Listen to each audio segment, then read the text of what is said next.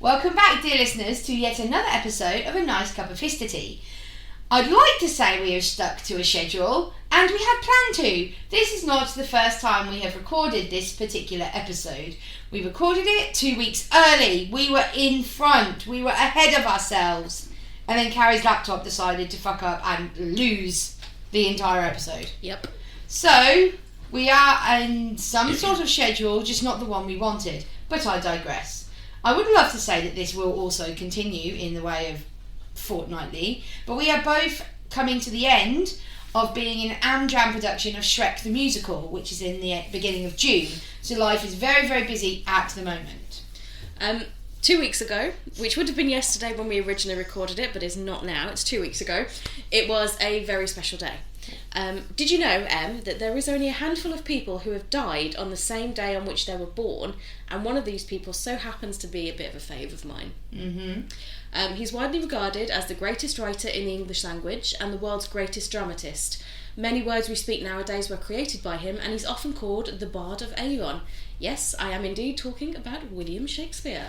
And in this week's Ridiculous Death, we find out why jumping off Niagara Falls is fine, but an orange peel is a step too far.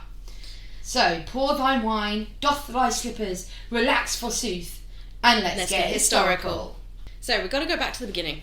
It's a very good place to start. Yeah, always a good place to start. The parish register of Holy Trinity Church in Stratford-upon-Avon in Warwickshire, England, shows that Shakespeare was baptised there on April the 26th, 1564. His birthday is traditionally celebrated on April 23rd, as baptisms usually took place quite soon after birth, because infant mortality rate was quite high, and they wanted to basically baptise a child as quickly as they could so that they weren't covered in original sin and would go to hell. Because obviously, you know, you look at a baby and you think, damned. I mean, I do. Fair. I mean, you still look like you're damned. Rude! You were not this harsh on the original recording. I woke up today and chose violence. Shakespeare's father was known as John, because that was his name, and he worked as a glove maker, and he was a burgess of the borough, who in 1565, 1 year after Lil Will's birth, was chosen as an alderman, and in 1568 he was a bailiff, which is the position corresponded to being a mayor of the time, and he was before that he was granted a further charter to Stratford in 1664. He was engaged in various kinds of trade and appears to have suffered some fluctuations in prosperity, which we shall talk about later on. There were good times, there were bad times. Sorry, I was being dramatic. Nice. Shakespeare's mother was Mary Arden of Wilmcote in Warwickshire, and she came from an ancient family and was the heiress to some land. Given the strict social distinctions of the 16th century, this marriage must have been a step up on the social scale for John Shakespeare, and probably not approved of by her parents. Shakespeare was the third of 8 children. He had 2 older sisters, Joan and Judith, and 3 younger brothers, Gilbert, Richard, and Edmund. John and Mary lost the 2 daughters as infants, so William was the oldest surviving child. Although no attendance records for the period survived, obviously it's not that important to keep attendance records from school, most historians do agree that Shakespeare was probably educated at the King's New School in Stratford. It was a free school chartered in 1553, about a quarter of a mile, or 400 metres, from his home. Grammar schools varied in quality during the Elizabethan era, but grammar school curriculum were largely similar. The basic Latin texts were standardised by royal decree, and the school would have provided an intensive education in grammar based upon Latin and classical authors. Which I find kind of funny, because like nowadays it's the elite that, like, you assume people who know Latin are the likes of Stephen Fry, mm-hmm. or the monarchy. It's just kind of, it's elite people. Back then it was part of the curriculum. Like, if you went to school, you learned Latin. Yeah. My old high school used to have Latin as a additional extra in year 9, which is grade 8 in America. Yeah, it's like if you did German and French and you were good at them, you could do Latin. See, we didn't have Latin, and we had Latin and Greek later when we introduced a philosophy course. But that wasn't until like I'd almost left school. But we didn't have Latin, which, considering it was a Catholic school, and Catholics do like to chant away in Latin, you'd think they would, but no. Yeah. No, that's a bit odd. No. Yeah, I'm surprised you didn't read the Bible in Latin. I can say the Hail Mary in Latin. Oh, wow. Yeah. Let's not talk about that. Shakespeare did not go on to university, and indeed it's unlikely that the scholarly round of logic, rhetoric and other studies then followed there would have interested him. Why did I say interested weird?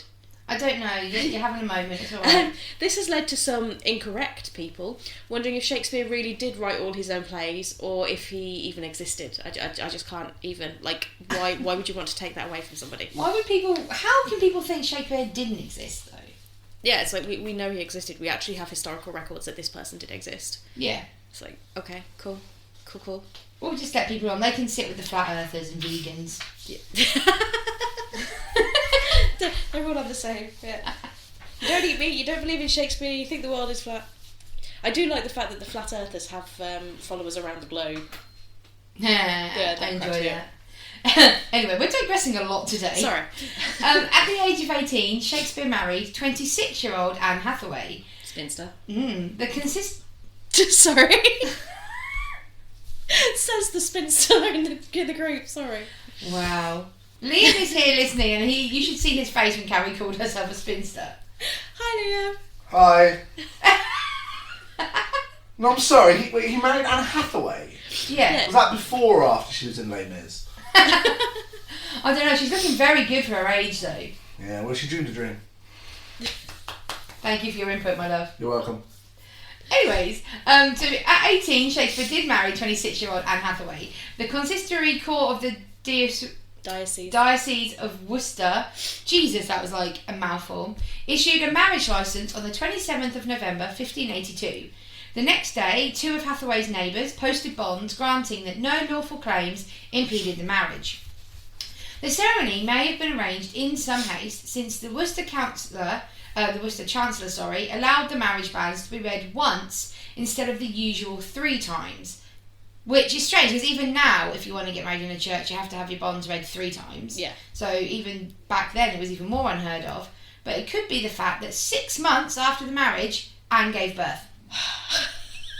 Sorry, that was my stomach growling. I don't know if the microphone that up. I was about to say, can you spell shotgun? But apparently my stomach decided to have an opinion. Your stomach really was pissed that Shakespeare and Anne did it before they were married. How very dare you. That's your inner Catholic coming out, being like, no, 6 before marriage! My inner Catholic is in my belly. Yep. Fair. That is where it is, and that is where it shall stay. My belly moral barometer. Their daughter Susanna was baptised on the 26th of May 1583. 2 years later they went on to have twins, son Hamlet and daughter Judith, who were baptised on the 2nd of February 1585. Hamlet unfortunately died of unknown causes at the age of 11 and was buried on the 11th of August 1596. Shakespeare had 4 grandchildren, and they all died without heirs, so there is no direct descendant of his line today. Susanna and John Hall's only daughter, Elizabeth, married twice, but both of those marriages remained childless, and his other daughter, Judith, and her husband, Thomas Quinnes, 3 sons, all died at an early age, either in infancy or as young adults before they were able to have children. It's like the gods turned around and went, you know what, there's too much talent in this line, stop it. Yeah. It's like, no, we shall not do this. Cool. That is true. Yeah. But now we're going to talk about the infamous lost years of Shakespeare. The lost years. Yeah. Bling, bling, bling, bling, bling, bling. Sorry. A joke. The lost years refers to the period of Shakespeare's life between the baptism of the twins in 1585 and his apparent arrival on the London theatre scene in 1592. There is one exception: the appearance of his name in the complaints bill of a law case before the Queen's Bench Court at Westminster, dated Michaelmas term 1588 and 9th of October 1589. We don't know when or why William Shakespeare left Stratford-upon-Avon for London, or what he was doing before becoming a professional actor and dramatist in the capital. A type of mythology has developed around these mysterious years, and many people have their favourite version of the story. One popular story revolves around Shakespeare's relationship with Sir Thomas Lucy. He was a local Stratford-upon-Avon landowner, and it was reported that Shakespeare had poached deer from Sir Thomas Lucy's estate. The nearby Charlecote Church? That's his park! I don't know. Is it the ch sound? I don't Chocolate know. Park? From the park, and then he fled to London to escape punishment. Flee, flee! Another story from John Aubrey in 1581 said that Shakespeare had been in his younger years a schoolmaster in the country, which might well refer to Stratford, since Aubrey was writing from a London perspective. And if you didn't live in London, you lived in the country. Fact. Others speculate that he was simply employed as a lawyer's clerk and became a soldier. It is also possible that he joined one of the companies of players which visited Stratford in the late 1580s. He may also have been living in Stratford and just helping with the family business. We can't discuss the lost years without talking about Bill. Bill is a movie that was released in 2015 by the same people who co-wrote and starred in Horrible Histories, Yonderland and BBC Ghosts. You might note that we quote Horrible Histories quite a few times. We are fans. Yeah, they're alright. It is a comedy on what they think Shakespeare is up to. And it is really, really funny. It is very, very good, to be fair.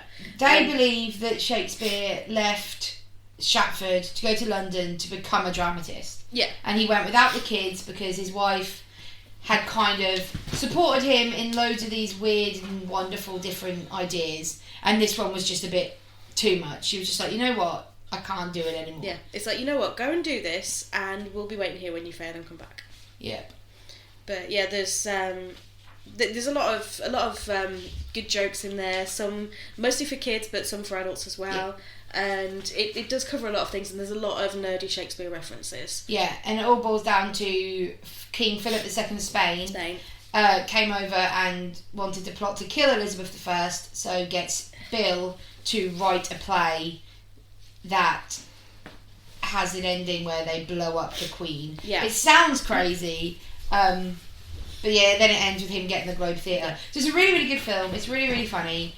We would recommend it, and Queen Elizabeth is played by the late great Helen McCrory, and it's definitely worth a watch just because it's just fun. It's basically historical Monty Python. Yeah, definitely, and I actually watched it at the start of my 30th birthday because the people from Horrible Histories told me to. Yeah, they're like, it's the best way to start it. They were like, it's on, and I was like, should I watch it? And Matt Bainton and Jim Howick and Lawrence Ricard were like, yes! What better way to start a 30th? So I was like, I have to now. Yep, absolutely. And we were lucky enough to see it at the Cambridge Film Festival, and we met some of the cast afterwards, and they were genuinely lovely, really, really great. And I had my stupid moment with celebrities. Yeah, where one of them said, "What do you think?" and I said, "Well, it's not shit." It wasn't one of them, Carrie. It was Matt Bainton. Yeah, it was Shakespeare himself. I went up to him and he was like, "Did you like it?" I was like, "Yeah, it wasn't shit." I become stupid around known people, but it's fine because he said they're going to put that on a poster. So yeah, it's all good. So yeah, watch Bill. It's funny. But regardless of what happened during these years, we do know that he did find himself as an established playwright in London by 1592, and his plays began to be produced.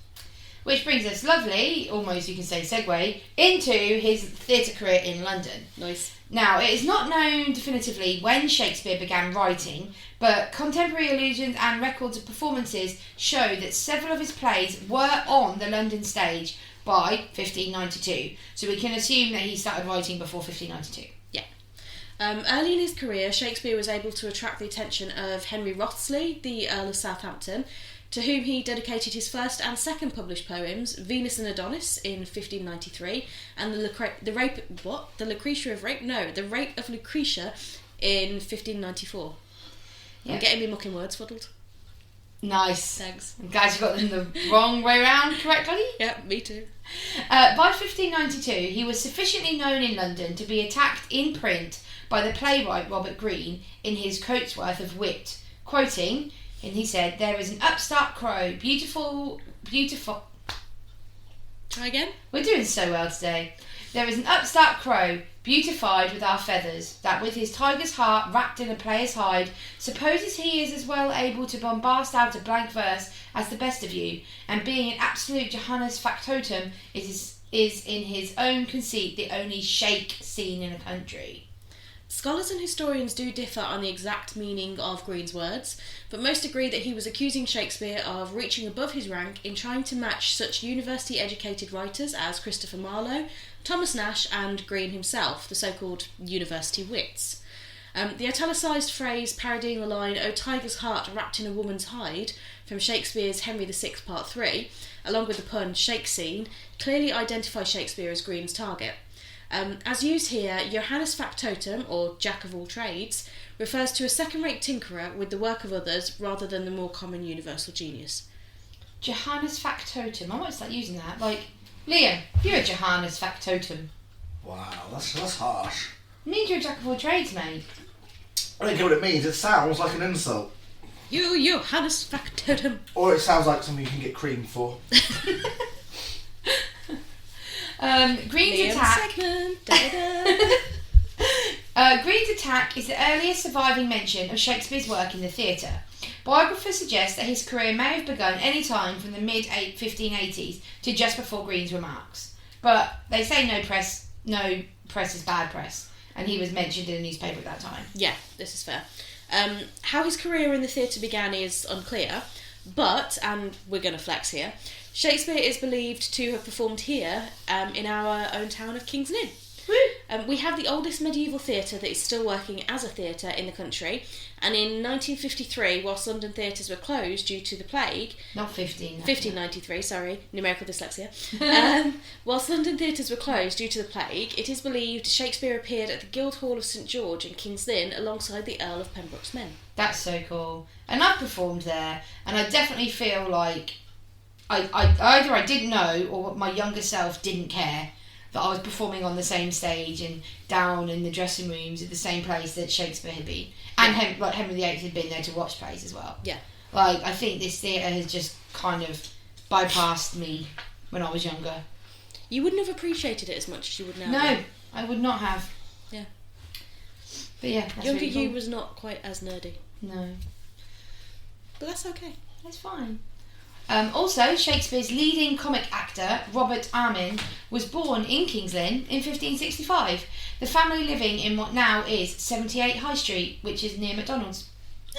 Yeah. Armin was the first feast in 12th Night.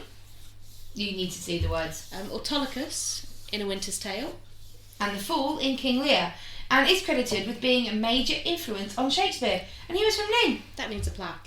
That Doesn't it though? Lynn just don't like to celebrate the big people that came from here. Yeah. Like him, Shakespeare, and Roger Taylor. Roger Taylor from the Queen lived above HMV, which is quite ironic, I feel. Yeah, I appreciate that. Anyway, from about 1594 onwards, he was an important member of the Lord Chamberlain's Company Players, later called the King's Men after the accession of James I in 1603. Yeah, and like you say, Shakespeare had close connections with King James I. The King made the actors of Shakespeare's company grooms of chamber.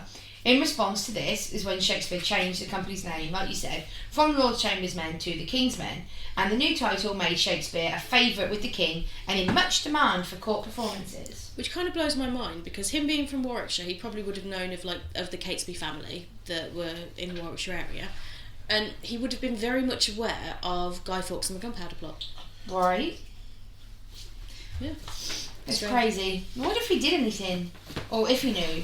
You're probably like, I want to write this into a play, but probably too soon. By 1599, Shakespeare and his business partners built their own theatre on the south bank of the Thames River, which they called the Globe Theatre. And we'll probably do a whole episode on the Globe Theatre itself. Yeah, much happened. Yeah. Yeah. In 1605, Shakespeare purchased leases of real estate near Stratford for £440, which doubled in value and earned him £60 a year. This made him an entrepreneur as well as an artist, and scholars believe that these investments gave him the time to write plays uninterrupted. So basically he was like a landlord. Imagine having Shakespeare as your landlord. Right? Yeah, it's weird. Be cool though. I mean, peasants probably didn't really, appreciate it at the time. But we'd appreciate it now. Yeah. Some of Shakespeare's plays were published in quarto editions beginning in 1594, and by 1598 his name had become a selling point and began to appear on the title pages. That's fancy. By William Shakespeare. Yeah. By this, it has written by Shakespeare. Yep. Shakespeare continued to act in his own and in other plays after his success as a playwright. In the 1616 edition of Ben Jonson's works, named him on the cast list for Every Man in His Humour in 1598, and Johannes Sejanus. his fall, in 1603. The absence of his name from the 1605 cast list for Johnson's Volpone is taken by some scholars as a sign that his acting career was nearing its end. Yeah, that's the point where, like, Shakespeare's like, you know what? I've gone from playing the leading man or the supporting man to the dad role, so I'm just going to step back now. To the dad role. Yeah. The first folio meaning the size of the paper, of 1623, however, lists Shakespeare as one of the principal actors in all these plays, some of which were first staged after Volpone, although we can't know for certain which roles he played. No. In 1610, John Davis of Hereford wrote that Goodwill played kingly roles. In 1709, Rowe passed down a tradition that Shakespeare played the ghost of Hamlet's father. Later traditions maintain that he also played Adam in As You Like and the chorus in Henry V, though scholars doubt the sources of this information. I'd like to think it's true, though. Yeah. That he still kind of had some fun. Still acted in his own plays. I mean, could you imagine Shakespeare like really hamming it up as Hamlet's father's ghost? I bet he'd love that. Yeah. I bet he enjoyed it. Everything with the full pale makeup and everything, and yeah, he did go for it. Altogether, Shakespeare's works include 38 plays, 2 narrative poems, 154 sonnets, and a variety of other poems. No original manuscripts of Shakespeare's plays are known to exist today. It's thanks to a group of actors from Shakespeare's company that we have about half the plays at all. They collected them for publication after Shakespeare died, preserving the plays. These writings were brought together in what is known as the First Folio, and it contained 36 of his plays, but none of his poetry. So Where's that other two? Also, in theory, it might mean that we will never ever know if what we know is like Shakespeare's Romeo and Juliet, for example, because that's kind of one of the biggest known plays. Yeah. That and the Scottish play. But we might not actually be reading them at all as they were. Yeah, we might not be reading the original versions, we're probably reading like abridged versions. Yeah. So there's some of it that we will never know. It's crazy. No. If I had a TARDIS, I'd go back and watch an original Shakespeare. I mean, if you have a TARDIS and you haven't mentioned it, then we are no longer friends. But I don't have a TARDIS. Good. I'm sorry. Don't do that to me. I don't. But even if you did have a TARDIS, would you tell me? Yes, I'd tell you. Good. Don't want to keep it a secret. Just move on. Just read the damn thing. Shakespeare's legacy is as rich and diverse as his works. His plays have spawned countless adaptations across multiple genres and cultures. His plays have had an enduring presence on stage and film. His writings have been compiled in various iterations of the complete works of William Shakespeare. I own 2 copies. I have one. Yeah, I had one and inherited another. And these include all of his plays, sonnets and other poems. William Shakespeare continues to be one of the most important literary figures of the English language. Shakespeare used more than 20,000 words in his plays and poems, and his works provided the first recorded use of over 1,700 of these in the English language. It is believed that he may have invented or introduced many of these words himself, often by combining words, changing nouns into verbs, adding prefixes, suffixes, and so on. Some words stuck around and some didn't. Some that definitely did are alligator, bedroom, critic, downstairs, eyeball, fashionable, gossip, hurry, inaudible, jaded, kissing, lonely, manager, nervy, obscene, puppy dog, questioning, rant, skim milk, which I find weird, traditional, undress, varied, worthless, Xantippe, yelping, and zany. Yeah, I didn't want to get all 1,700 words. We'd be here a while. Yeah. But what did we use before those words? Like, if you were kissing someone, what was it called? What did you do? I don't know. Until like the late 1500s, early 1600s, if you were kissing someone, what were you doing?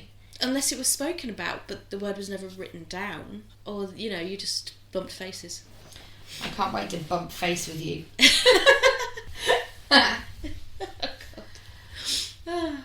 He also coined a lot of well-known phrases, such as, "We have seen better days," "Too much of a good thing," "I have not slept one wink," "Cruel to be kind," "Own flesh and blood," "The be-all and end-all," "Jealousy is the green-eyed monster," A Foregone Conclusion, and A Brave New World, to name a few. If you listen to the Horrible Histories song, okay, like I said, we like Horrible Histories. If you listen to their Shakespeare song, it is really clever, and it's made up of all of words and phrases that were created by Shakespeare. Yeah, and when you listen to some of them, you're like, seriously? Yeah. It blows my mind what we used before he made those up. Yeah, I mean, we're so used to using them now. Yeah, it's strange. One striking piece of evidence that Shakespeare began to prosper early and tried to retrieve the family's fortunes and establish its gentility is the fact that a coat of arms was granted to his father John in 1596. And it's something that John had tried repeatedly to get and he wasn't able to, but William could. Rough drafts of this grant have been preserved in the College of Arms in London, though the final document, which must have been handed to the Shakespeare family, has not survived. Almost certainly William himself took the initiative and paid the fees, and the coat of arms appears on Shakespeare's monument, which was constructed before 1623 in the Stratford Church. That's really cool. He must have been quite rich by this point then. Yeah, he would have been quite a wealthy man. Yes. Equally, evidence of Shakespeare's worldly success was that his purchase in 1597 of New Place. It was a large house in Stratford, which as a boy he must have passed every day walking to school. Like one of those, one day I'm going to make it and I'm going to buy that house. Yeah, and he did. It's really cool. Actually, recent archaeological evidence discovered on the site of Shakespeare's New Place shows that he was only ever an intermittent lodger in London. This suggests he divided his time between Stratford and London, which would have been a 3-day commute in those days. In his later years, he may have spent more time in Stratford-upon-Avon than scholars previously thought. So he retired to the country. That's nice. That's still being done now, isn't it? Yeah. On his father's death in 1601, Shakespeare inherited the old family home in Henley Street, part of which was then leased to tenants. Further property investments in Stratford followed, including the purchase of 107 acres of land in 1602. So he really was clever with his money, and he had lots of it. Yeah, and it seemed like he did a lot of property investment, which was good. Yeah. Quite savvy. Shakespeare died on his 52nd birthday, which was the 23rd of April, 1616. So it was, I don't know how many years, and 2 weeks ago today. Yeah. On the 25th of March, almost a month before he died, Shakespeare made his will, in which he describes himself as in perfect health and memory, God be praised. This was a typical phrase and doesn't necessarily mean that he was not already experienced symptoms of an illness, which later proved fatal. Yeah, that's like a modern version of I carry being of sound mind and body. You're never in sound mind and body. No, I am not. Not since the moment I was born have I been sound of body, and now I'm definitely not sound of mind. Definitely not. Liam? I don't want to put into your podcast, but I need to go to the toilet. Okay. Just letting you know, because I didn't want to try and sneak out and make loads of noise. Please excuse us whilst we excuse him. And we're now back. Just Liam's voice from beyond. I'll stay out here. This version of his will is apparently a redrafting of one made in the January before, which could have been taken as an indication of illness over a longer period. However, the Tudors placed some emphasis on making preparations for death, so Shakespeare could simply have been ensuring his affairs were in order in accordance with the conventions of the day. No exact contemporary source explains how or why he died. Half a century later, John Ward, who was the Vicar of Stratford, wrote in his notebook, Shakespeare, Drayton and Ben Jonson had a merry meeting and, it seems, drank too hard, for Shakespeare died of a fever there contracted. Not an impossible scenario, since Shakespeare knew Jonson and Drayton. But it's very similar to, if we put it in context now, people that have gone out and met family and friends, gone to a pub and got COVID. Yeah. Sort of thing. That's what they're kind of saying. Yeah. They went out drinking, got a bit too drunk, he caught some sort of illness and died. Yeah, it's better than thinking, oh my god, Shakespeare died of a hangover. Yeah, definitely. Amongst tributes from fellow authors, one refers to his relatively sudden death. We wondered, Shakespeare, that thou wentst so soon, from the world stage to the grave's tiring room. I love that. Why don't we speak so nicely in prose anymore? Because we have words like bare dollar these days. Fact. Which I'm wondering if, eyeball an alligator was the bare dollar of its day. If people thought, Shakespeare, what are you doing to our language? But when I die, I would like you to write some beautiful prose for me. Here lie Carrie, innit? She dead. You know what? That probably will be the flowery language of the day when we die. Shakespeare was survived by his wife and 2 daughters, Susanna had married a physician, John Hall, in 1607, and Judith had married Thomas Quinney, a Vinto, 2 months before Shakespeare died. The day after Shakespeare signed his will, his new son-in-law, Thomas Quinney, was found guilty of fathering an illegitimate son by Margaret Wheeler, who had died during childbirth. Thomas was ordered by the church court to do public penance, which would have caused much shame and embarrassment for Shakespeare's family. Keep it in your trousers, Thomas. Yeah. So he probably died of embarrassment. He's probably like, you know what, I'm not going to deal with this, I'm going to die dramatically. Just dying to avoid a problem. That would be a very Shakespearean thing to do, to be fair. Yep. So, no. Shakespeare bequeathed the bulk of his large estate. I love the word bequeath. You do, don't you? I do. It just sounds like I bequeath you. Anyway, Shakespeare did bequeath the bulk of his large estate to his eldest daughter Susanna, under stipulations that she pass it down to the first son of her body. Yeah, that went well. Shakespeare's wife, Anne, is scarcely mentioned in his will. She was probably entitled to 1/3 of his estate automatically. He did make a point, however, of leaving her my second best bed, a bequest that has led to much speculation about his sexuality. This is heavily debated amongst scholars and people far more qualified than us to discuss. But to be honest, he probably died in his best bed, so he's bequeathed her his second best bed, so that, you know, they could get rid of the one that he died in. Yes. Shakespeare was buried in the chancel of the Holy Trinity Church in Stratford 2 days after his death. The epitaph carved into the stone slab covering his grave includes a curse against moving his bones, which was carefully avoided during restoration of this church in 2008. The curse reads, "Good friends, for Jesus' sake forbear, to dig the dust and close it here. Blessed be the man that spares these stones, and cursed be he that moves my bones." Yep. I've actually seen his tomb and it's pretty cool. It's cool that he's like, I'm going to write a curse on my tomb. Just you know, curses might not be real, but just in case they are. But the thing is, to people at this time, like, heaven, hell were very real, very visceral things. So demons and curses and things would have been incredibly, incredibly real. Like, nowadays we're like, oh, it's just bad luck. But back then it would have been, oh my god, do not touch him under any But didn't they do like a TV show where they wanted to see if Shakespeare was really buried there? And they were very good about it. They didn't disturb it because of the curse. But there was nothing that his head wasn't there. Yeah, his head was missing. Who's taken Shakespeare's head? I don't know. But whoever they are cursed. 100%. Shakespeare's original grave marker showed him holding a bag of grain, but citizens of Stratford replaced this from a bag to a quill in 1747, which I get. Why would Shakespeare be holding a bag of grain in the first place? Why not like a quill? It probably had some sort of symbolic meaning, like the grain itself. Without looking at heraldry and images of statues, I wouldn't be able to tell you. But I think it's cool they changed it to a quill, though. Yeah. I like that. I mean, they could have had the grain still there and then maybe put a quill in his other hand or something, but it depends on what his other hand is doing. Fact. You made that bit dirty. I didn't mean to. I'm sorry, Shakespeare. Sometime before 1623, a memorial monument was erected in his memory on the north wall, with a half effigy of him in the act of writing. The plaque compares him to Nestor, Socrates and Virgil. In 1623, in conjunction with the publication of his first folio, the Droeshout engraving was published. And you can actually see it there now with an image of his death mask. That's cool. Yeah. Also a bit creepy, but cool. It's weird the way the statue is. It's on a plinth, but it's halfway up in the air. It kind of looks like he's coming out of the wall and writing, which makes it sound creepy, but it's actually pretty cool. I want to see that. I still can't believe I've not been there. Stratford's a lovely place. Yeah. Absolutely lovely. And they've got, just outside that, they've got little boats that you can take on the river. It's like a nice picnic, romantic day out. Aww. And all the boats are named after Shakespeare characters. That's very cool. Yeah, I need to go. You go for a ride in Romeo. Wait, what? Carry on. Shakespeare has been commemorated in many statues and memorials around the world, including funeral monuments in Southwark Cathedral and in Poets' Corner in Westminster Abbey. Yeah. Again, another place I've not been, which...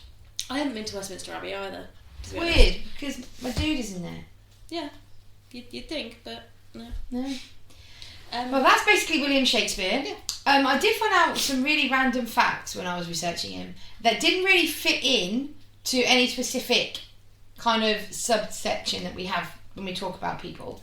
So I've added them into a random facts like subsection. Did you know Did you know Shakespeare did in fact wear a gold earring in his left ear? It was a creative bohemian look in the Elizabethan and Jacobean eras. This style is evidenced in the Chandos portrait, which is one of the most famous depictions of Shakespeare, and it's that one with the ruffles, the kind of receding hairline and the earring. We should just say, just as an FYI, Jacobean, some of the periods of history, all of the periods of history are named after either the monarch or the monarchic forget that family. people around the world don't have the same eras as us.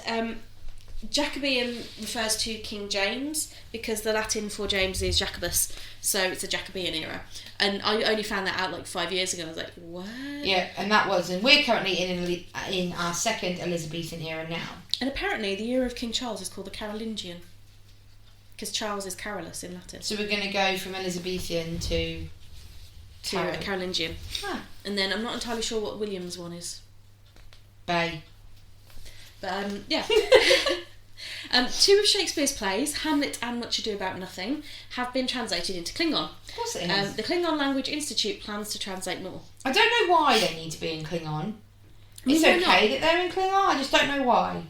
Thing is, out of all those plays, Hamlet I get. Hamlet is dramatic, and there's combat and there's honour and blah blah blah and vengeance, very very Klingon. Much Ado About Nothing is a romantic comedy. Klingons aren't really known for their romance or their comedy. Well, I mean, they're passionate, but not exactly about comedy. fact. But you know what? But whatever floats your bird of prey. Nice. Yay, thank you. Nice. The National Portrait Gallery in London, its first acquisition in 1856 was the above-mentioned Chandos portrait of Shakespeare, attributed to the artist John Taylor.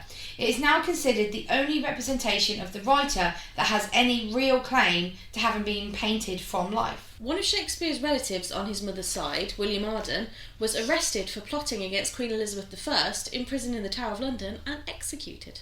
That's kept hush-hush, isn't it? I didn't know that until this. Maybe that's why,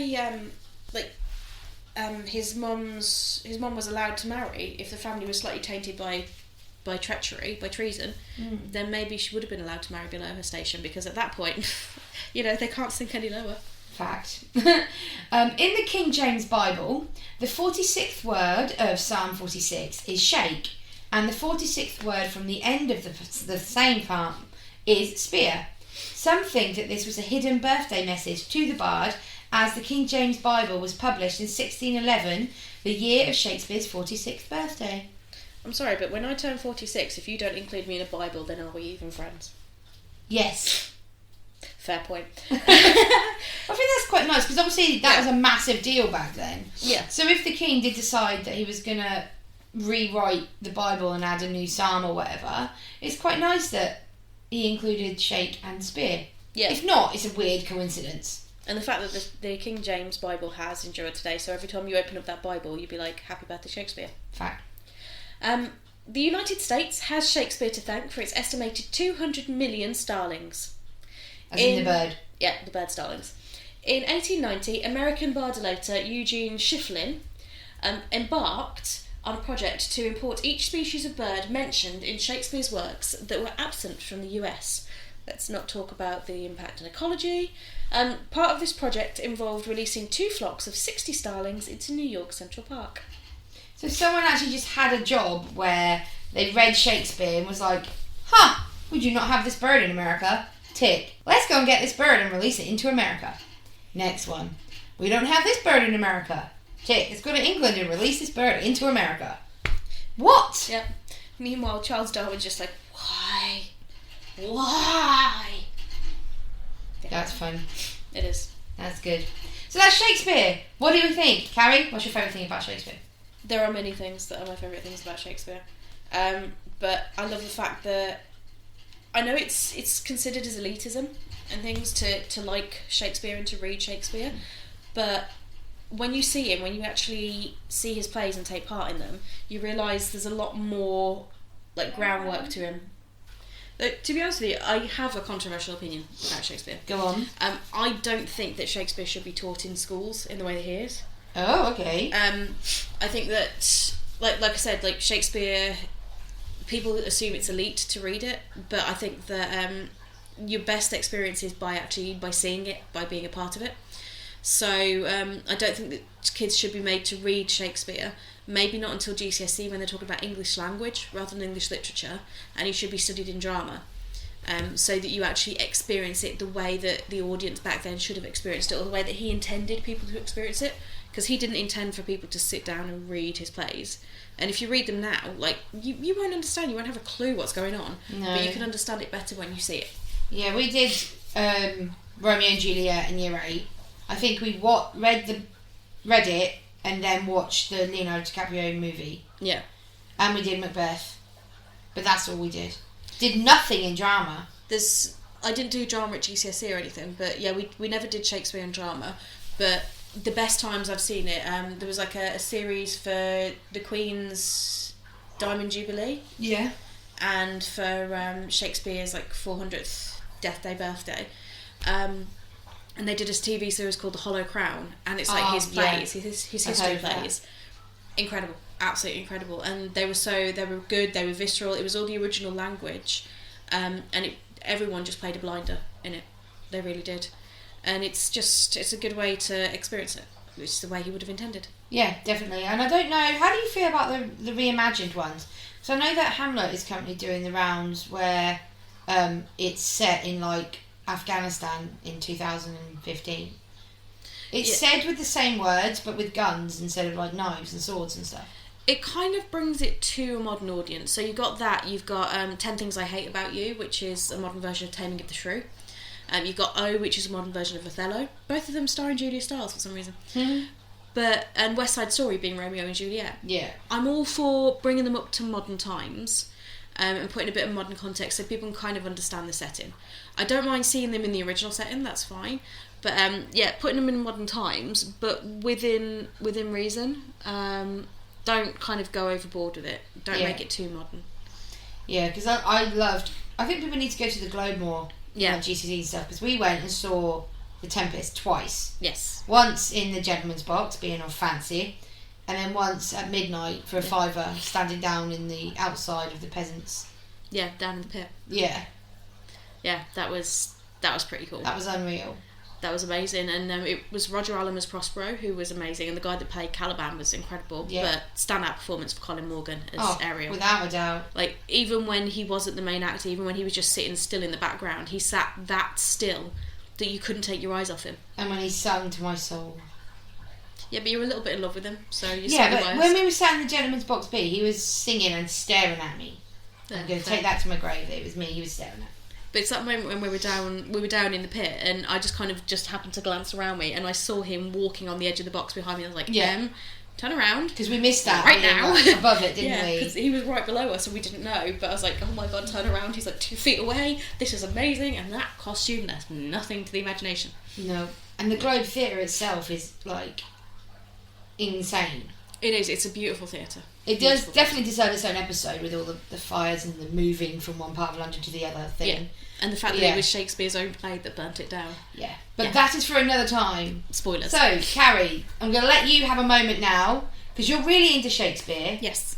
So, like we said, he wrote plays and poems, but he also wrote sonnets. Yes. And you have a fave, I believe.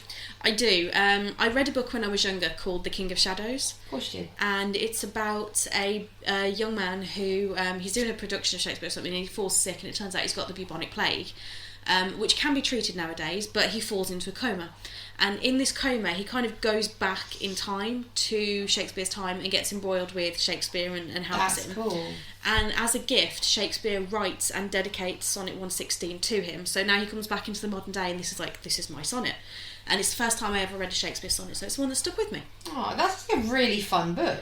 It is a really, really good book. It is. And I'm surprised I actually remember the name, because normally I forget the name. But if you can find it, King of Shadows, I do recommend it.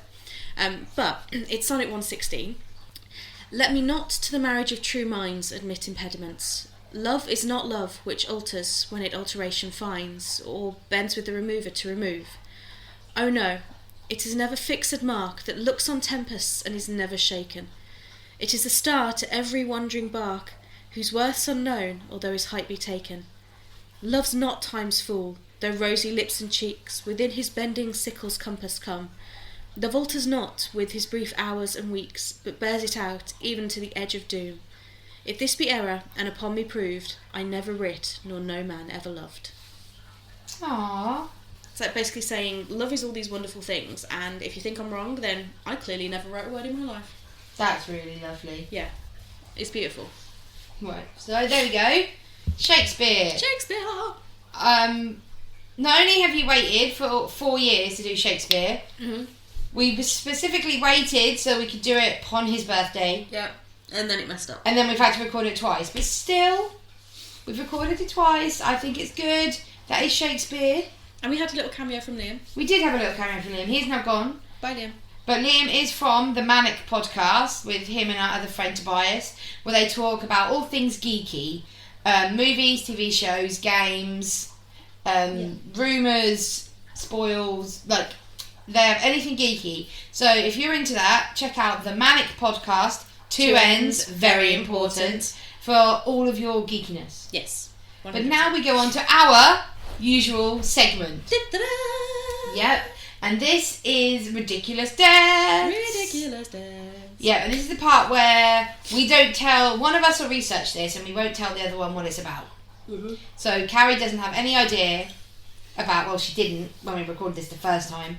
Yeah, now I know, but I've conveniently forgotten. I've brain dumped it. Oh, good, I'm glad. So we're talking about a guy called Bobby Leach. Right. He was born in Lancaster in England in 1858 and he died on April the 26th, 1926. Okay. So sticking around the same sort of time as like Shakespeare was April 23rd, baptised April 26th, he died in April 26th.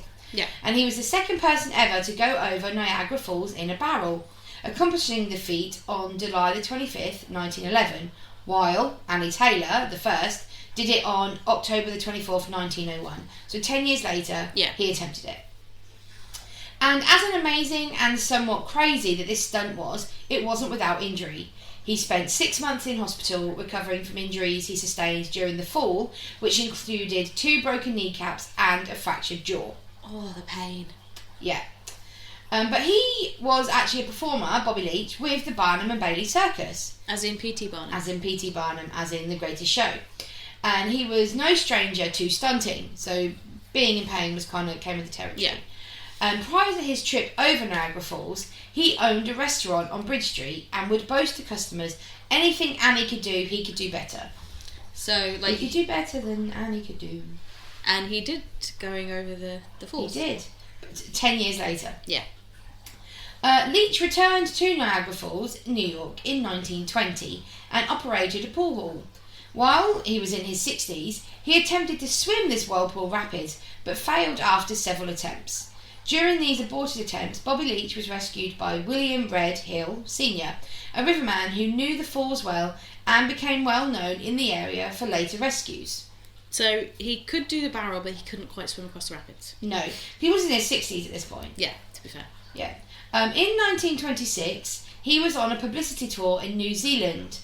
Obviously just being like, this is me, I'm Bobby Leach, yes, I'm the dude who went over Niagara Falls. Whilst there, he slipped and he injured his leg on an orange peel. Okay.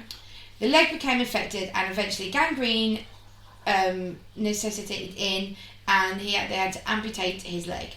And then he died 2 months later. So he went over Niagara Falls in a barrel. Yep. He survived swimming the rapids a couple of times. Yep. And then he slipped on an orange peel. And it did him in. Yep. Cool. Wow. So he's cool going over Niagara Falls, but... Yeah, death-defying stunt, fine. Fractious fruit, no. Yeah, so... And they say 5 a day won't kill you. Mm-hmm. Definitely did. I mean, to be fair, it's probably the gangrene and the fact that they didn't really have anaesthetic properly at that point that actually did it. But we're going to blame the orange peel. It was the orange peel. 100%. If he had not stepped on that orange peel, he would not be dead right now. Curse you, you troublesome tangerine.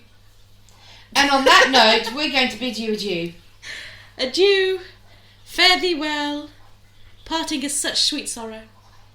And hopefully we'll be back in a couple of weeks. But we are, like I said, we are in the midst of Shrek rehearsals soon. So it may not be bang on 2 weeks, but fingers crossed. Yeah, we'll do what we can. But thank you for listening. Take care. Find us on all of socials. Instagram, Facebook, Twitter @cupofficity, or email us at cupofficity@outlook.com. Bye. Bye.